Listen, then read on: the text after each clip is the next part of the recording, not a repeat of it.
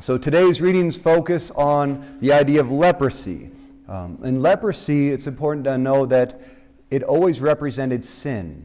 The effects that leprosy had on the people in the Old Testament is what sin was representing to do to us, especially as shown forth in the New Testament. So in a sense, when you had leprosy, you became an outcast. You became unclean. You couldn't participate in the community.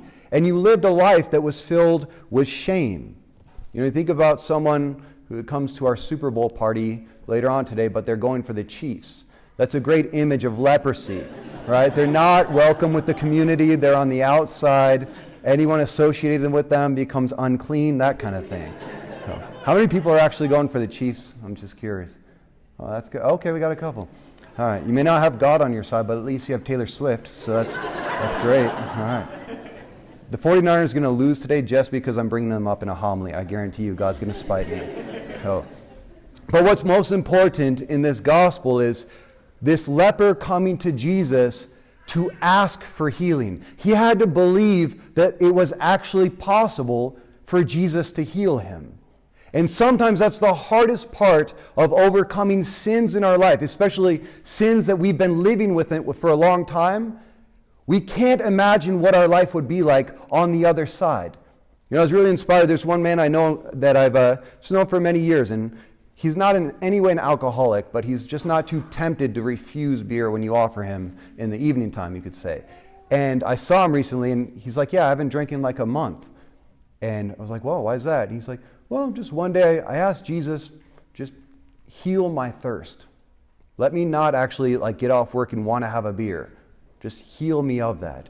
And he said within a week, he just stopped desiring it altogether.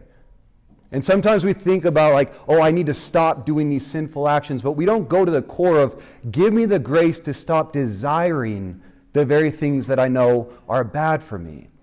And that's really the goal of our faith, is a transformation of desire.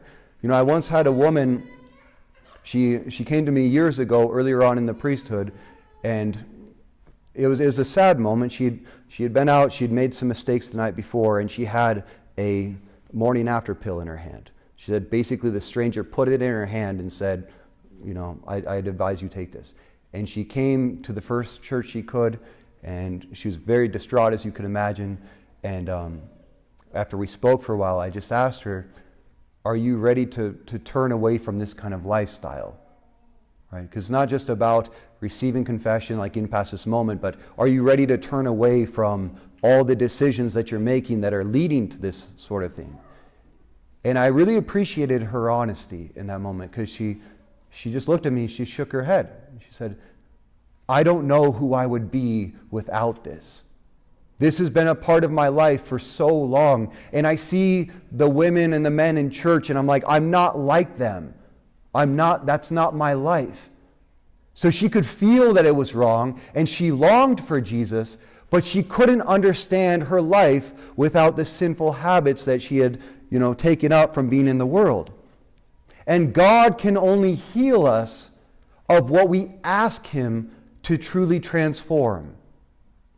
He always waits for the invitation. He never forces healing on anyone. And we even know this psychologically. It's true with counseling. No one who is forced to go to counseling by a court order actually has positive results. And counselors will tell you all the time, if the person doesn't come there on their own saying, I want to change, I want this out of my life, there's not much you can do for them. So this idea of actually being in a place where I want to change, it reminded me of two Africans, two very influential Africans in history. They're both very famous.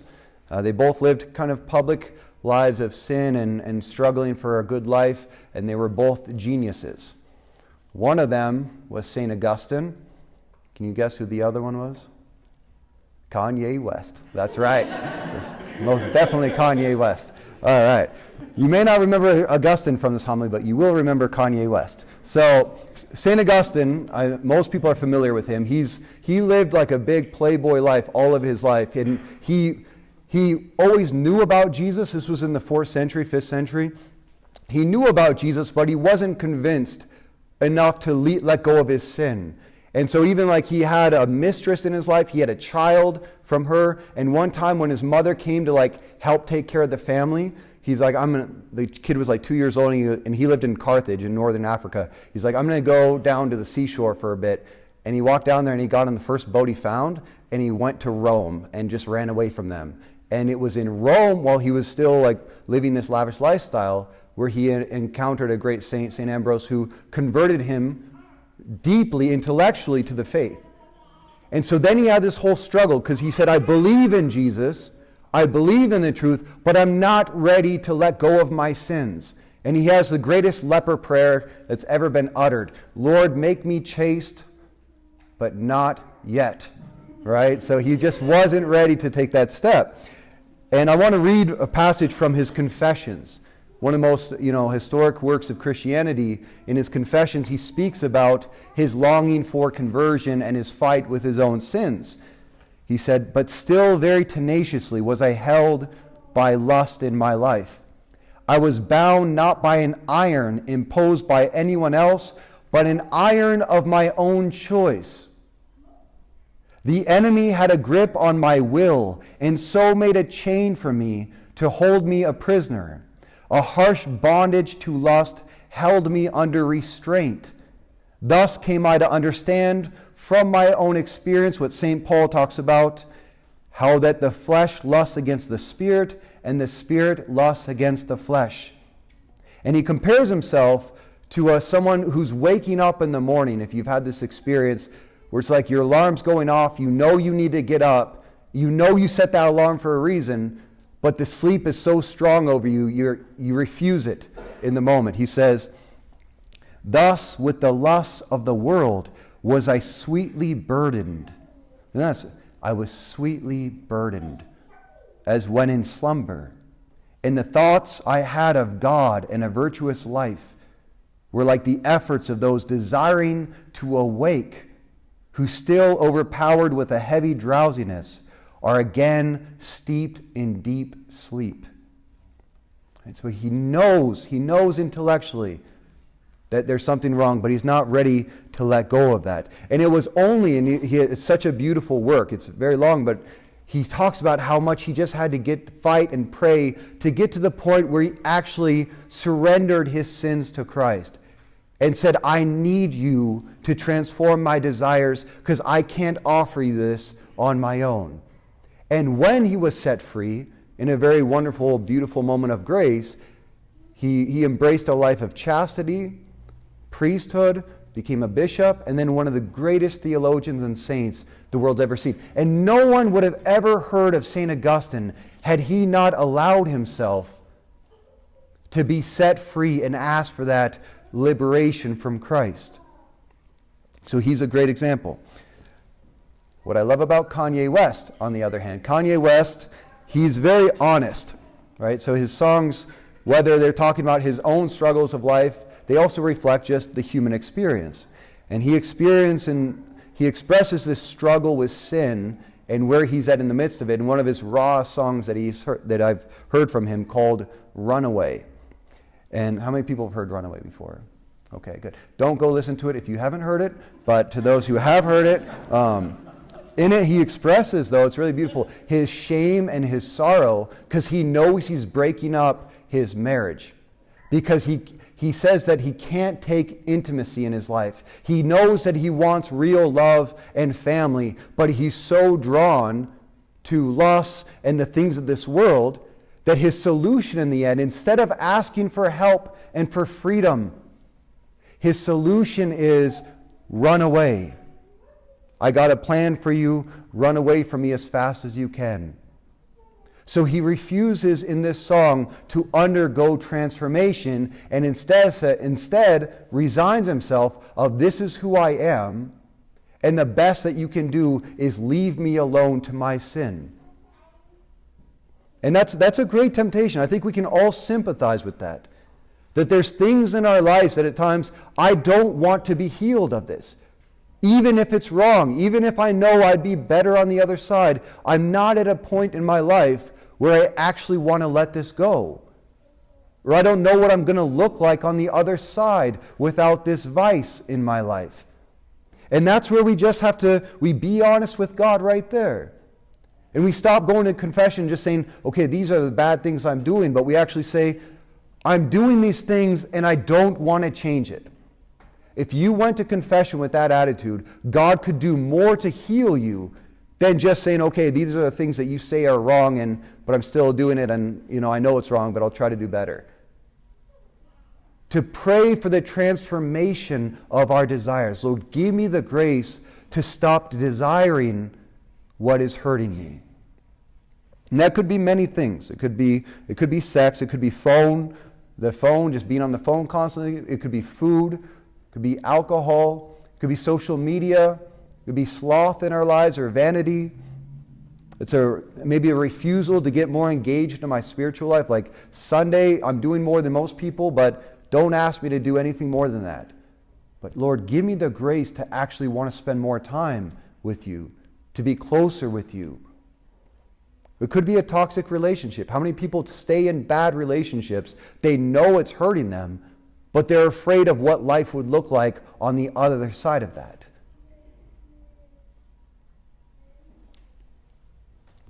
There's this beautiful book called The Great Divorce by C.S. Lewis. And in it, he has a dream about people in hell visiting heaven. And at one point, there's just this one scene I want to relate. There's this old, decrepit man. He's walking all bent over and shriveled. And he's on the outskirts of heaven. And he has this lizard that's like whispering into his ear that's stuck on his shoulder. And he's embarrassed about the lizard and the things that it's saying. And in it, he comes to, like C.S. Lewis relates, that the lizard represents lust. That's always there, whispering in his ear. All of a sudden, this angel comes out from heaven and says, basically, would you like me to silence that lizard? And he goes, of course I would. I would love that. He goes, okay, then I will kill it. He goes, no, don't be so drastic. Just make it be quiet for a little while so I fit in heaven. But, he got so accustomed to having that lizard on his shoulder, he didn't want to take it off. And the angel said, it doesn't work that way. Let me kill it. May I kill it? And he goes, no, it's okay. It's actually been with me so long. I don't understand what I could be any other way. It's not that bad, really. It's just it speaks too much sometimes. He's like, well, may I kill it? He goes, well, what if we just put it down for a while? He says, no, the gradual process doesn't work. You have to let me kill it. And he starts to walk closer to him, and he starts to get burned by him. And the man goes, you're hurting me, you're hurting me. He starts crying out. And he goes, I didn't say I wouldn't hurt you. I said I wouldn't kill you. But if you want to get better, I need to be able to kill that lizard. May I kill it? I can't do it without your permission. And it's so interesting because the man responds, he goes, I've changed my mind, but let me go. Let me run away and go back to where I came from. So he uses that same word as Carnegie. Let me run away.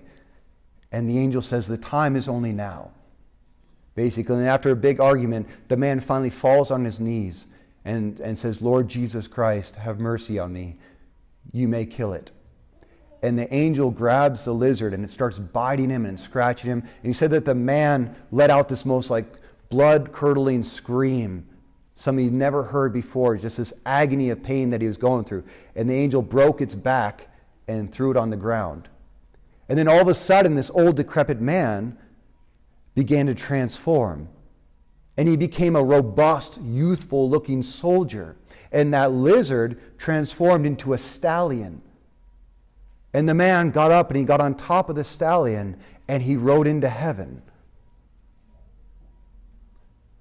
But the angel couldn't do anything until he gave him permission to kill it. And you'll notice sometimes our vices, when we give them to God, becomes our greatest strength in life. Nothing is ever wasted. That lizard became the very stallion upon which he rode into heaven. So what vice, especially as we go into Lent, this next week, beginning on Ash Wednesday, what vice do I need to be healed of this Lent? And how do you heal of it? We have to ask. We have to be very honest with ourselves about the things that we're doing that we know are wrong. Say, at least give me the grace to stop desiring it. to imagine what my life could be on the other side. The man could never be healed in that book until he allowed the angel to come into contact with it. St. Augustine was never healed of his sins until he truly got on his knees and begged Jesus Christ to free him of this disordinate desire. And the leper never would have found healing in the gospel if he had not approached Jesus with faith that you can heal me if you wish. And Jesus' answer to every single one of us will always be what he said to that leper: I do will it. But we have to be willing to undergo the pain of transformation. There is a pain that comes with letting go with what is hurting us. But to have faith that on the other side, we will be so much stronger, beautiful, and happier than we ever were with that vice. And to be honest with you, I think the deepest pain is the pain that Kanye West expresses in that song Runaway. Because it's the pain of a man who knows he's going down a broken path, who knows that it's not what he actually wanted in his life, but he can't let go. And that very vice is separating him from the only authentic loves that he ever had in his life. And that's what leprosy can do, the leprosy of sin, if we allow it to define us. It separates us from everyone and everything we ever loved, little by little, until all we're surrounded by are other lepers who share in our same sins. Do I want to be healed this Lent? And am I ready to ask for it? It doesn't take much, just the slightest invitation. All we must do is behold the Lamb of God who comes again and again on this very altar to take away the sins of the world. And cry out to him in the same way that leper did: Lord, I am not worthy. I'm not worthy to receive you. I am a sinner. But only say the word. Let me receive your body and blood, and I know I shall be healed. And we will be healed.